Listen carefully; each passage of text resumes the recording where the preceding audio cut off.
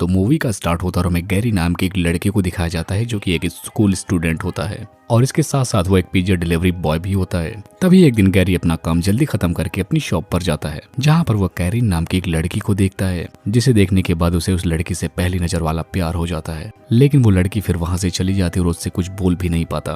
तभी हम देखते हैं कि गैरी के दो बदमाश दोस्त भी वहाँ पर बैठे होते हैं, जहाँ पर एक का नाम रिक और दूसरे का नाम डेविड होता है। जिसके बाद गैरी उनके पास जाकर बैठ जाता है और तीनों यहाँ पर बैठकर सामने बैठी हुई लड़की को देखकर फ्लर्ट करने लगते हैं। यहाँ पर डेविड को लगता है कि वो इन तीनों लड़कियों को पटा लेगा, लेकिन गैरी को ऐसा बिल्कुल नहीं लगता। जिसके बाद इन दोनों में शर्त भी लग जाती है। तब डेविड उन लड़कियों के पास जाता है और उन तीनों लड़कियों को अपनी टेबल तक लेकर आ जाता है। अब रिकी यहाँ पर इन तीनों लड़कियों को अपने घर पर एक छोटी सी पार्टी में बुलाता है और यहाँ पर वो उन्हें ये भी बताता है कि मेरे घर पे नशे के सारे सामान मौजूद है, जिससे उन तीनों लड़कियों की एक्साइटमेंट काफी बढ़ जाती है। अब हम देखते हैं कि ये तीनों उसके घर जाने के लिए तैयार हो जाती हैं। अब हम देखते हैं कि घर पर आने के बाद गैरी म्यूजिक चालू करता है और यहाँ पर सारे लोग डॉगी डांस करने लगते हैं। जिसके बाद हम देखते हैं कि ये तीनों लड़कियां पूछने लगती हैं कि आखिर ड्रग्स कहाँ पर हैं, जिसके लिए हम यहाँ पर आए हैं। जिसके बाद ये तीनों लड़के उन तीनों लड़कियों के सामने शुगर फ्री वाला पाउडर लेकर आते हैं और इन्हें बताते हैं कि ये एक स्पेशल ड्रग्स है। और ये तीनों लड़कियां इस ड्रग को देखकर काफी खुश हो जाती हैं और बोलती हैं कि हमने ऐसा माल कभी नहीं पिया। अब इसके बाद हम देखते हैं कि रिक और डेविड उन दोनों लड़कियों को अपने साथ लेकर चले जाते हैं,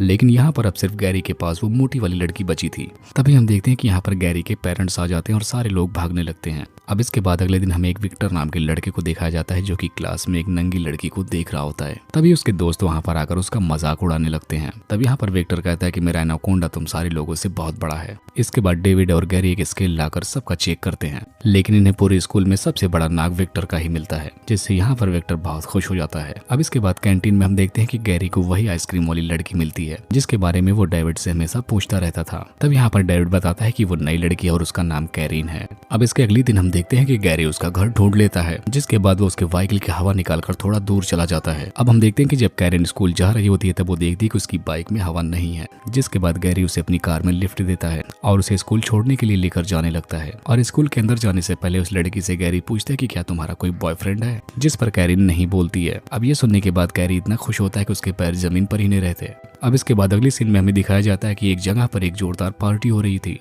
और इस पार्टी में गैरी भी आया हुआ होता है। तब यहाँ पर डेविड गैरी को बताता है कि यहाँ पर कैरिन भी आने वाली है और वो एक आदमी के साथ डांस भी करने वाली है। तभी गैरी कैरिन और एक आदमी को एक दूसरे के साथ डांस करते हुए देखकर उसके पिछवाड़े में आग लग जाती है और यहाँ पर वो बेवकूफों की तरह खड़ा होकर सब कुछ देख रहा होता है। तभी यहाँ पर रिकी कैरी को अपने साथ लेकर आती है, जहाँ पर रिकी को पता चलता है कि कैरी और कैरिन दोनों एक दूसरे को पहले से जानते हैं। तभी यहाँ पर कैरिन की फ्रेंड भी आ जाती है और यहाँ पर वो गैरी के साथ डांस करने लगती है। अब अगले दिन हम देखते हैं कि रिकी गैरी से उसके दादा के घर की चाबी मांगता है और यहाँ पर वो उसे बताता है कि आज मेरा और कैरिन का स्पेशल डे है और हम दोनों वहाँ पर जाकर ऐसा काम करेंगे जिससे तुम्हारे दादा की आत्मा को शांति मिले। लेकिन यहाँ पर गैरी बोलता है कि चाबी के बारे में मुझे कुछ नहीं पता, क्योंकि ऐसा सुनने के बाद गैरी के पिछवाड़े में मिर्ची लग चुकी थी। अब इसके बाद हम देखते हैं कि गैरी और डेविड दोनों एक दूसरे के साथ कहीं जा रहे थे, जिस पर रिकी उनसे पूछता है कि आखिर तुम लोग कहाँ जा रहे हो। तब यहाँ पर गैरी उसे बताता है कि हम लोग प्रेस्टिट्यूट के पास जा रहे हैं। तब यहाँ पर रिकी भी उनके साथ चलने को तैयार हो जाता है और इसके बाद ये तीनों उस जगह पर जाकर घपाघप करते हैं। अब अगले दिन गैरी को कैरिन की गाड़ी दिखाई देती है, जिसके बाद वो डेविड से इसके बारे में पूछने लगता है। तब यहाँ पर विक्टर उसे बताता है कि कैरिन और रिकी दोनों एक दूसरे के साथ घपाघप करने के लिए गए हैं और ऐसा सुनने के बाद गैरी का मूड एकदम खराब हो जाता है और यहाँ पर कैरिन कॉफी शॉप पर कैरिन के आने का वेट करने लगता है। तभी यहाँ पर रिकी आता और वो बोलता है कि आज मैंने कैरिन के साथ घपाघप किया। तभी यहाँ पर कैरिन आती है और गैरी वहाँ से गुस्से में जाने लगता है।